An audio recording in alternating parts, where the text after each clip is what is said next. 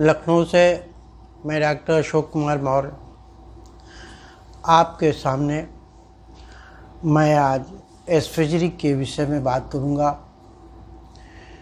एस्फेजिरिक कई तरीके की होती है। इसका मतलब होता है अर्क। सभी अर्क औषधीय गुण रखते हैं, लेकिन यहाँ हम कोविशन द्वारा निकाली गई एस्फेजिरिक की बात करते हैं। कोविशन द्वारा जो एस्फेजिरिक निकाली जाती है वो कलरलेस होती है, लेकिन उस एस्फेजिरिक में सुगंध होती है, टेस्ट होता है। लेकिन आप लोगों को ये पढ़ाया गया है कि एस्फेजिरिक कलरलेस, ऑडरलेस और टेस्टलेस होती है। ये एस्फेजिरिक की कंसिस्टेंसी पर निर्भर करता है। देखिए, ये कि हमारे पास में बोतल है, लेबल पर मत ध्यान दीजिएगा। अभी हमारे पास लेबल तैयार नहीं है, इसलिए हमने काम चलाऊ लेबल लगाए हैं। इसमें कॉम्प्लेक्स कंसंट्रेट एस्फेजिरिक भरी है। इसको हम कहते हैं CCS। C फॉर कॉम्प्लेक्स, दूसरा C फॉर कंसंट्रेट और तीसरा S फॉर एस्फेजिरिक। CCS ये वो एस्फेजिरिक है जो हमने कोविशन प्लांट से सीधे निकाली है और इसे अनुपात के हिसाब से आपस में मिला लिया है और उसके बाद में इस शीशी में भरकर आपको दिखा रहा हूँ। क्योंकि इस शीशी में आपको कलर नहीं दिखता, इसलिए हम इसे बाहर निकाल कर दिखाएंगे। देखिए, इसमें एक बूंद भी पानी नहीं मिलाया गया और न ही इसमें अल्कोहल मिलाया गया और ये करीब 2 महीने की निकाली गई एस्फेजिरिक है। इसका जो कलर है वो ये है। इस एस्फेजिरिक में एक बूंद भी पानी नहीं मिला और इसमें अल्कोहल भी नहीं मिला है। जैसे ही प्लांट से निकला है उसी तरीके से ये है। यदि इसको पीते हैं तो इसमें एक टेस्ट मिलेगा, सूंघने पर एक सुगंध मिलेगी। हम आपको पी कर दिखाते हैं।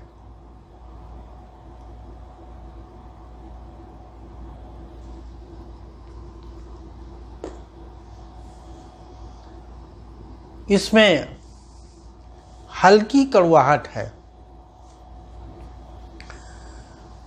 वो भी उस तरीके की कड़वाहट नहीं जो पिया न जा सके। कुल मिलाकर एक टेस्ट है। इसके बाद में जब एस्फेजिरिक बनेगी,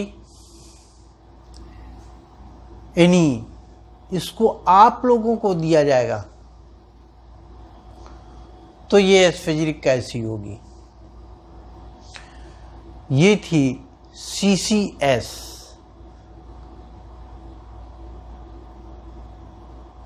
कॉम्प्लेक्स कंसंट्रेट एस्फेजरिक जब आप लोगों को दी जाएगी तो ये होगी डाइल्यूट कॉम्प्लेक्स एस्फेजरिक, जिसको कहेंगे CDS। CDS complex dilute aspheric, ये है complex dilute aspheric. Complex dilute aspheric, okay. इसके बाद में यहीं से हम डाइल्यूशन बनाना शुरू करेंगे। जब यहां से डाइल्यूशन बनाएंगे तो आप लोग सोचते हैं कि बस इससे निकाला और डाइल्यूशन बनाना शुरू कर दिया, चाहे माइटी के डाइल्यूशन हो, चाहे सेंटिमल के डाइल्यूशन हो, चाहे LM के डाइल्यूशन हो, और चाहे डेसिमल के डाइल्यूशन हो। हाँ, बनेंगे यहीं से, क्योंकि जो एस्फेजरिक है वो यही है जो डाइल्यूशन तैयार करने के लिए है। लेकिन जब बनते हैं तो कैसे बनते हैं? देखिए, हमने एक एस्फेजरिक S1 की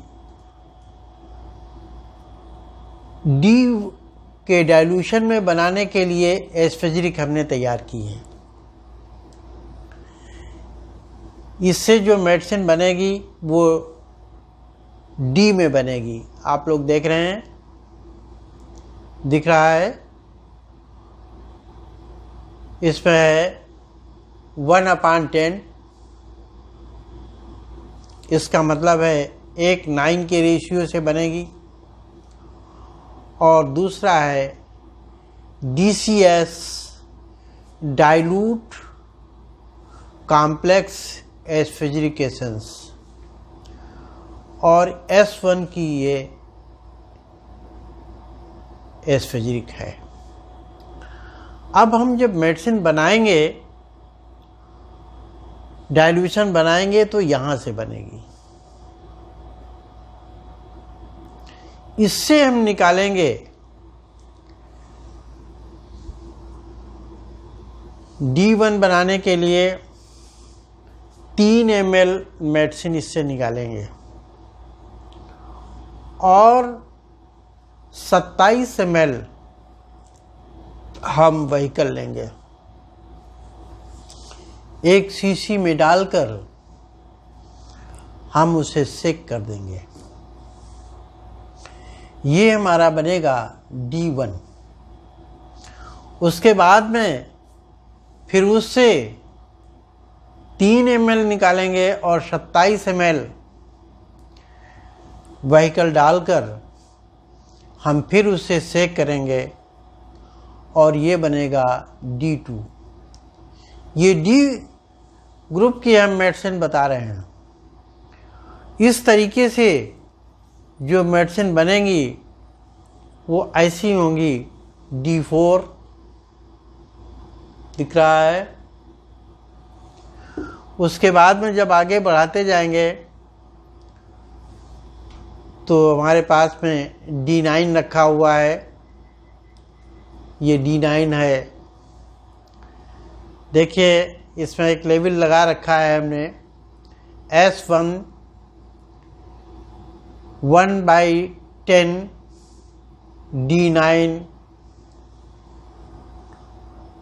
और इसी तरीके से हम और आगे बढ़ेंगे तो हम D20 बनाया है, S1 D20। इसी तरीके से आगे बढ़ते जाएंगे और D30 तक हमारा बनाने का प्लान है। ये हमने बताया आपको डी ग्रुप की मेडिसिन बनाने की, डी डाइल्यूशन के, जिनको आप एक्स कहते हैं या डी में नापते हैं, यानी D1, D2, D3, D4। यहाँ एक बात और समझा देना चाहता हूँ। कुछ लोगों का ऐसा मानना है कि D4 का घनत्व हमारी बॉडी के घनत्व से मिलता है, इसलिए D4 ही हमारी बॉडी एक्सेप्ट करती है, बाकी एक्सेप्ट नहीं करती। ये बड़ी ताज्जुब की बात है। जो लोग 200 नंबर की मेडिसिन इस्तेमाल कर रहे हैं और उनके रिजल्ट ले रहे हैं, वो हमारी बात को समझ रहे होंगे मैं क्या कहना चाहता हूं। मैं स्वयं D30 तक इस्तेमाल करता हूं, हमारे पास में D30 तक डाइल्यूशन है, और हमने देखा कि यदि D4 हम देते हैं, बीमारी 2-4 दिन में वापस आ जाती है। D10 देते हैं तब भी बीमारी वापस आ जाती है, कभी कभी नहीं भी आती है। लेकिन जब D30, D20 देते हैं तो बीमारी वापस नहीं आती। अभी तक तो हमारे सामने ऐसा हुआ है कि वापस नहीं आई, अगर आई तो 8-10 दिन के बाद में ही वापस हुई। इसका मतलब है कि हम उच्च डाइल्यूशन का यदि प्रयोग करेंगे तो मेडिसिन ज़्यादा प्रभावकारी होगी। अब हम बात करते हैं जिसे माइटी का डाइल्यूशन कहते हैं, 147। 147 का जो रेशियो तैयार होता है उसको भी हम यहीं से तैयार करेंगे, क्योंकि 147 का जो रेशियो होता है वो 147, 1 और 47 का अनुपात होता है, अर्थात 1/48 ये ड्रग स्ट्रेंथ होती है। उसके बाद में कुछ लोग 150 का रेशियो रखते हैं, 149 ड्रग स्ट्रेंथ होती है 150, तो हम 150 की बात करते हैं, वो ये होता है 1/50 DCS dilute complex aspheric essence और S1। देखिए D1 भी, जो डी ग्रुप में हमने बनाया था वो भी यही मेडिसिन थी, S1 ही थी, और वो 110 के रेशियो से बनी थी, और ये मेडिसिन 150 के रेशियो से बनेगी, यानी 1:49 के रेशियो से हम बनाते हैं। दोनों में डिफरेंस क्या है? दोनों में डिफरेंस ये है कि इनके नंबर में फ़र्क हो जाएगा, इनकी जो औषधीय मात्रा है उसमें फ़र्क हो जाएगा। जो औषधीय मात्रा में फ़र्क हो जाएगा, तो यदि आपने D1 दिया है, कभी दूसरी बार पेशेंट आया उसको माइटी का फर्स्ट डाइल्यूशन दे दिया, तो वो कहीं और काम करेगा, रिजल्ट अच्छा नहीं मिलेगा। जिसको आपने जो डाइल्यूशन दिया है वही डाइल्यूशन रिपीट करिए। यदि वो डाइल्यूशन रिपीट नहीं करते तो अच्छा रिजल्ट नहीं प्राप्त कर पाओगे। इस तरीके से 150 के हिसाब से बनाएंगे। इसमें एक भाग मेडिसिन निकालेंगे और 49 भाग व्हीकल लेंगे, एक हल्का सा सेक देंगे और फिर फर्स्ट डाइल्यूशन तैयार हो गया। इसी तरीके से एक भाग उससे निकालेंगे और 49 भाग व्हीकल लेंगे और ये दूसरा डाइल्यूशन तैयार हो गया। इस तरीके से जितने चाहो उतने डाइल्यूशन बनाते चले जाओ। इस बात को हमारी ध्यान रखना कि जिस पेशेंट को जो डाइल्यूशन दिया है जिस ग्रुप का, उसी ग्रुप का दूसरा डाइल्यूशन देना। ऐसा नहीं कि एक बार डी का दिया, दूसरी बार माइटी का दे दिया, तीसरी बार हनीमैन का दे दिया, ऐसा नहीं। ऐसे रिजल्ट कभी नहीं प्राप्त होंगे। तो हमने आपको 2 डाइल्यूशन बताए, 110, 150। अब आपको बताने जा रहे हैं 100, 199 का रेशियो। इस डाइल्यूशन का जो उपयोग होता है वो होम्योपैथी में ज़्यादा होता है। देखिए एक स्केल है, ये होम्योपैथ की बपौती नहीं है, ये इसको कोई भी बना सकता है। इसमें क्या करते हैं, एक भाग मेडिसिन लेते हैं और 99 भाग व्हीकल लेते हैं और फिर उसमें सेक देते हैं। ये फर्स्ट डाइल्यूशन बनता है। इसके बाद में जैसे हमने पहले बताया कि इससे एक भाग निकालेंगे, 99 भाग व्हीकल डालेंगे और ये दूसरा डाइल्यूशन बनेगा, फिर तीसरा बनेगा, चौथा बनेगा, पांचवा बनेगा, ऐसे वो बनता जाएगा। अब ये तीनों डाइल्यूशनों में अंतर क्या है, ये आप लोगों को मुख्यतः समझना चाहिए। इनमें जो औषधीय मात्रा है उसमें फर्क हो जाता है। जो व्यक्ति जिस डाइल्यूशन का इस्तेमाल करता है उसी डाइल्यूशन का इस्तेमाल करना चाहिए, उसी में उसको रिजल्ट मिलेंगे। हम ये डाइल्यूशन इसलिए बनाते हैं कि आप लोगों में से कुछ लोग माइटी की डाइल्यूशन इस्तेमाल करते हैं, कुछ लोग हनीमैन के डाइल्यूशन इस्तेमाल करते हैं, यानी 100 नंबर, 200 नंबर, 400 नंबर। कुछ लोग डी ग्रुप के डाइल्यूशन इस्तेमाल करते हैं, डिसमिल के, जैसे D1, D2, D4 ऐसे इस्तेमाल करते हैं। इसलिए हम सब बनाते हैं। आप जब हमसे कहेंगे कि हमें ये डाइल्यूशन चाहिए तो हम उसी का बना के देंगे। और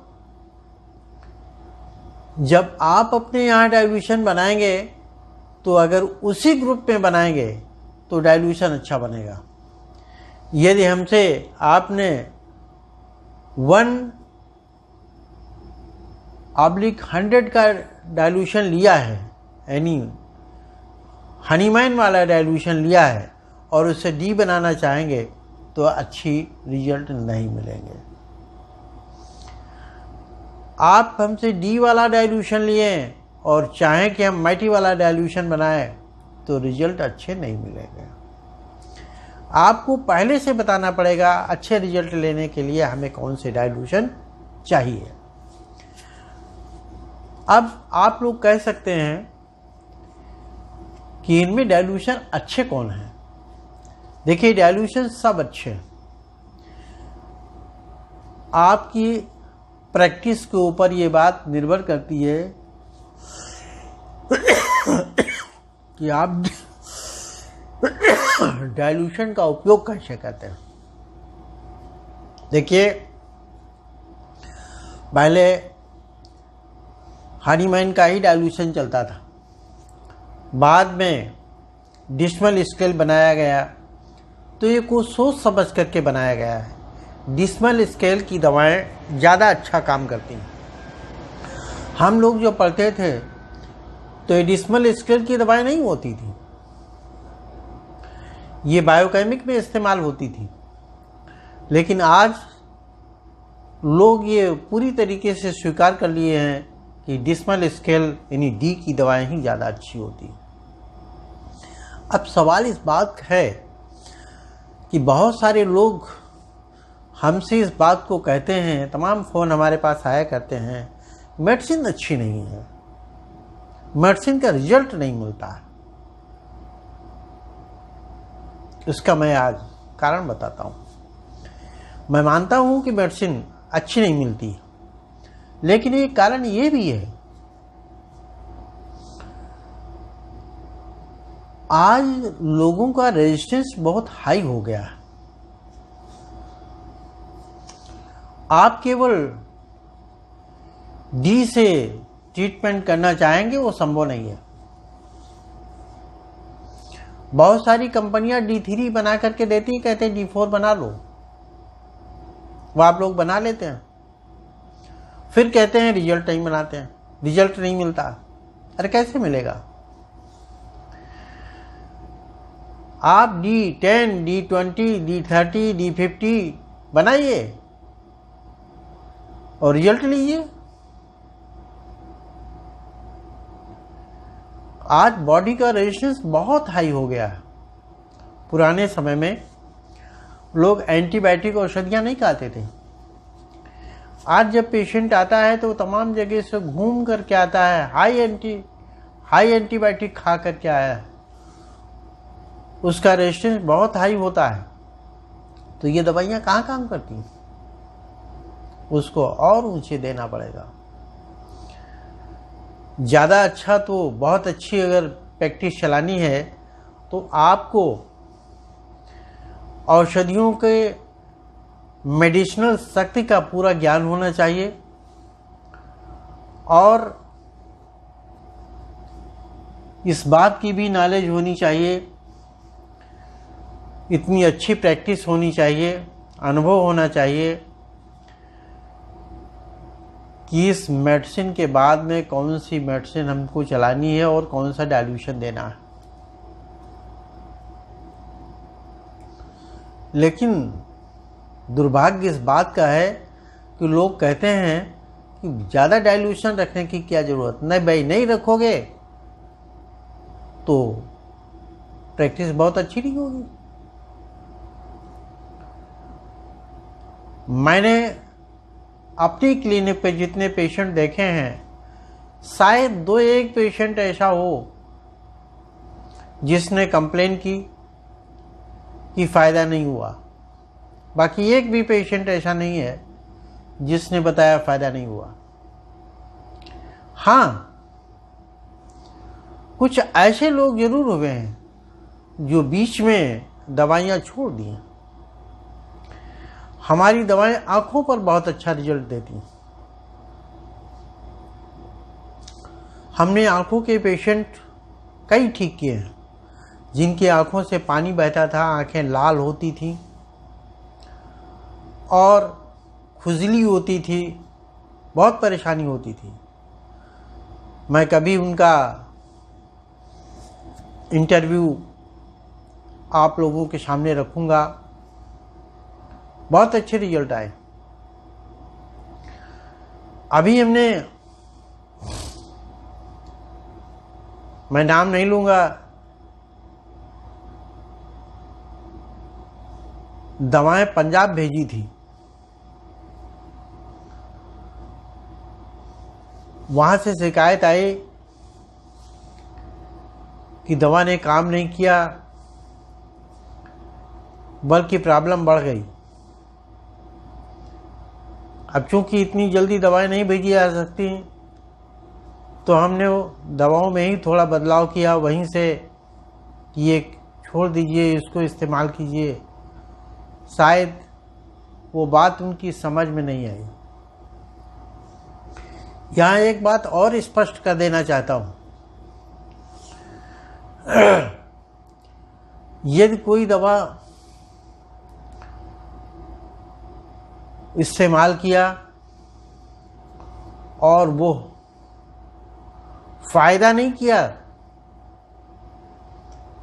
जो लक्षण दबाने थे वो लक्षण दबाए नहीं, बल्कि वो लक्षण बढ़ गए, तो इसका मतलब है कि दवा ठीक थी। नंबर गलत था, आप उसके नंबर में परिवर्तन कर दें, वही दवा काम कर जाएगी। देखिए, दवा ने एक्शन किया, उतना नहीं किया जितना हम चाहते थे, तो फिर उसमें थोड़ी तब्दीली कर दीजिए, बदल लीजिए, लक्षण बदल जाएंगे।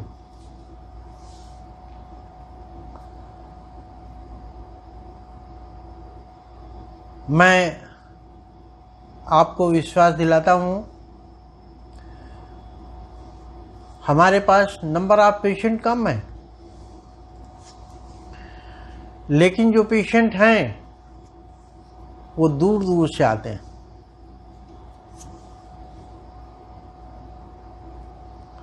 हमने यहाँ एडवर्टाइज नहीं किया क्योंकि हमारे पास दवाएं नहीं है।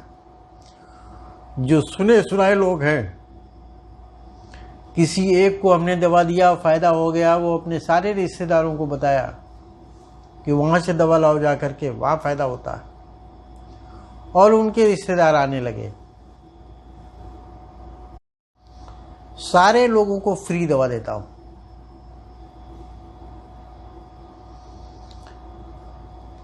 कुछ लोग कहते हैं कि जब फायदा हो रहा है तो पैसा लेने में क्या बुरा है।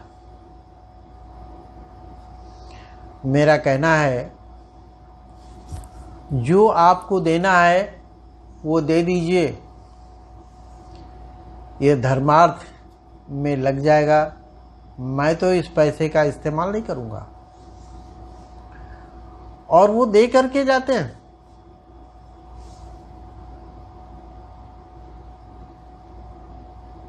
उस पैसे का उपयोग मैं सामान खरीदने में लेता हूं। क्यों? क्योंकि अभी हमारे यहाँ ना तो दवाएं उपलब्ध हैं पूरे ढंग से, और ना ही सामान उपलब्ध है। हम इस समय अभी जुगाड़ू क्लिनिक चला रहे हैं, लेकिन उसमें भी बहुत अच्छे रिजल्ट आते हैं।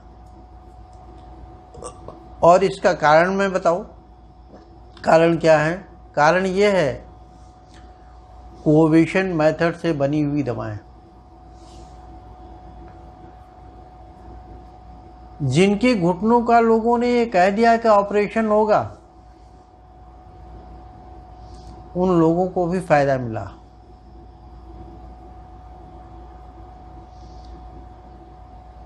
जिन लोगों को डॉक्टर ने कह दिया कि आंखों में एलर्जी हो गई, ये नहीं ठीक होगी, वे लोग भी ठीक हो गए। लेकिन जरूरत इस बात की है कि आपको लगन और विश्वास के साथ में दवा खानी पड़ेगी, और यही नहीं हो पाता। कहीं विश्वास नहीं बनता, कहीं लगन के साथ में नहीं खाते हैं।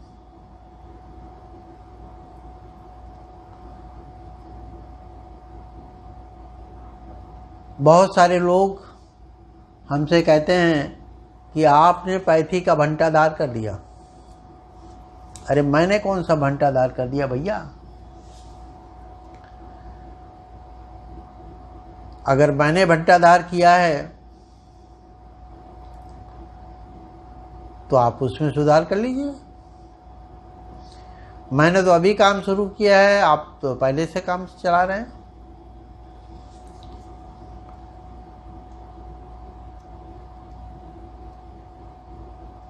देखिए, दवाएं जो हैं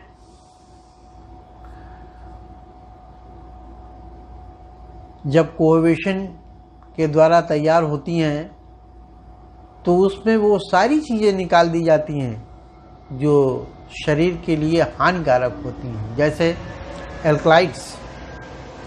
ये स्वस्थ शरीर पर भी काम कर जाते हैं और बीमार शरीर पर भी काम करते हैं। हम उनको निकाल देते हैं कि स्वस्थ शरीर पर कोई मेडिसिन काम न करे। हाँ, ये जरूर होता है कि मेडिसिन बॉडी में जा कर के अपना प्रभाव दिखाती है, कुछ लोग उससे भी घबरा जाते हैं। अभी एक पेशेंट को हमने दवा दी, उसके फेफड़े में जकड़न थी, डायलिसिस होता था, इसलिए पानी भी कम पीता था। जब वो दवा को खाया तो बलगम निकलने लगा, लेकिन वो इतना स्टिकी बलगम था कि उसको निकालने के लिए उसको काफ़ी ताकत लगानी पड़ती थी। अब चूंकि वो दूर का पेशेंट जल्दी जल्दी जा नहीं सकता, इसलिए दवाइयाँ बदल नहीं सकती थी। वो जब आएगा तभी दवाइयाँ बदलेंगी। तो हमने दवाइयों में थोड़ा हेर फेर करके खाने के लिए मैं बता दिया। दवाइयाँ तो उसके पास थी ही, सुधार हो गया। जबकि वो उससे घबरा रहे थे कि दवाइयाँ जो खांसी उत्पन्न कर दी हैं, इससे प्रॉब्लम हो रही है। अरे वो खांसी जो उत्पन्न हो रही थी, जो बलगम था, वो निकल रहा।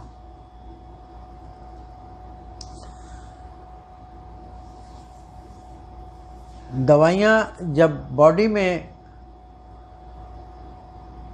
जाती हैं तो जो फॉरेन बॉडी के अंदर होती है वो बाहर फेंकती है, तभी वो शुद्ध होगा। अभी कल परसों की बात है,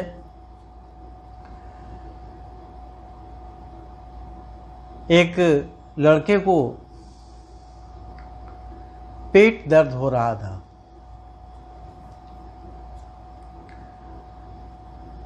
तो हमने उसको दवा दी। 10वें नंबर का डाइल्यूशन था।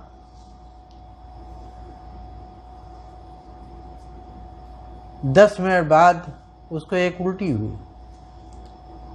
उल्टी में ब्लड निकला। अब उसकी माँ देखकर घबरा गई कि ये ब्लड कहाँ से आया। जबकि बात ये थी,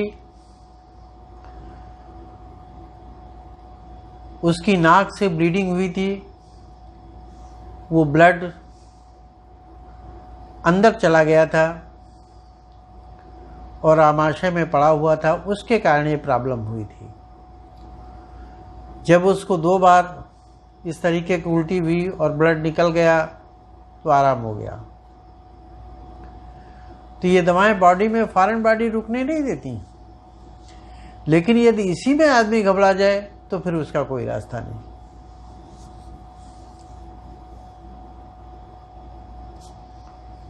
इस तरीके से मैं आज इलेक्ट्रो होम्योपैथिक औषधियों के विषय में कुछ संक्षिप्त जानकारी दी है। अगले दिन फिर मैं किसी बात को लेकर के आपके सामने उपस्थित हूँगा। आज मैंने इस बात को स्पष्ट किया कि एस्फेजरिक एसेंस कलरफुल नहीं होता, वो कलरलेस होता है। एक बार मैं फिर आपको दिखाता हूँ, ये एस्फेजरिक है, इसमें एक बूंद भी पानी या अल्कोहल नहीं मिला हुआ है। और इसको चाहें तो ये पूरी शीशी पी सकते हैं, कुछ नहीं होगा।